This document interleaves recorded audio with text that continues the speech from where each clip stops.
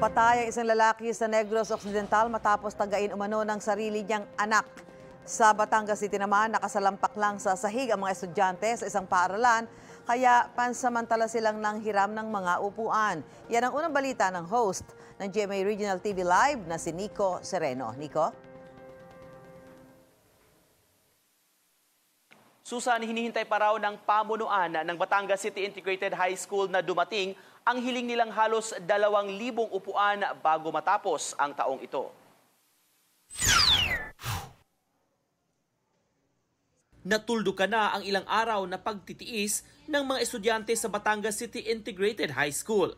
Sa mga armchair na kasi sila nakaupo ngayon. Nito kasing mga nakarang araw, sa sahig lang sila nakaupo. Ayon sa principal ng paaralan, hiniram lang ang mga upuan sa ibang paaralan sa lungsod. Ito raw muna ang gagamitin ng mga estudyante nila hanggang hindi pa dumarating ang nire-request ng paaralan na halos 2,000 upuan.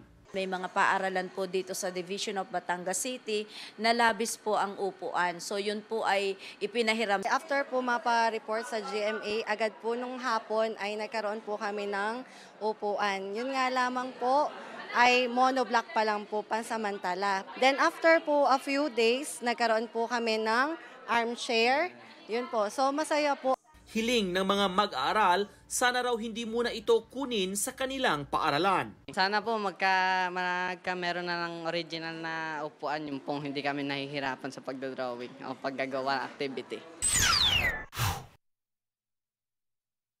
Mas pinaigting ang COMELEC checkpoint sa Central Visayas para sa October 30 Barangay and SK elections. Ayon sa Visayas Command, 239 ang checkpoints nila sa iba't ibang lugar sa Central Visayas upang masiguro ang mapayapang election period. 1,297 personnel ang nakatalaga dito.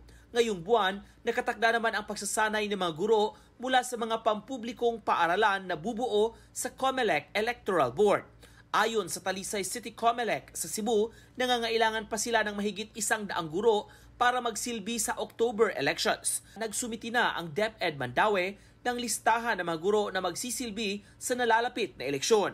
Aabot sa 2,000 guro ang magsisilbing electoral board. Dili gyud makompleto, no? So atong gitap ang mga private school teachers, ang mga non-government kanang government employees nga willing sad mo serve. Patay ang 58 anyos na si Florencio Arquiza matapos tagain ng kanyang anak na si Mayo Arquiza sa barangay San Pablo, Manaplan, Negros Occidental. Ayon sa Manapla Police, pumunta ang ama sa bahay ng kanyang anak at napikon daw ang suspect sa pangungulit ng biktima. Gapilit kita ang tatay nga masunod. Then amo na to, may pitong bata, labo niya ang amay. Nagtamo ng malaking sugat sa braso hanggang sa kanyang balikat ang biktima. Naitakbo pa ito sa ospital pero binawian din ng buhay. Nasa kustudiya na ng pulisya ang suspect.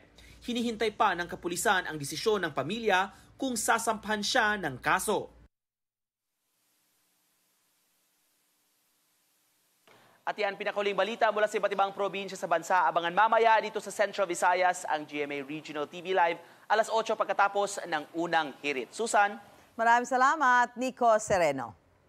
Mauna ka sa mga balita, bisitahin at mag-subscribe sa GMA Integrated News sa YouTube. Sa mga kapuso abroad, samahan nyo kami sa GMA Pinoy TV at sa www.gmanews.tv.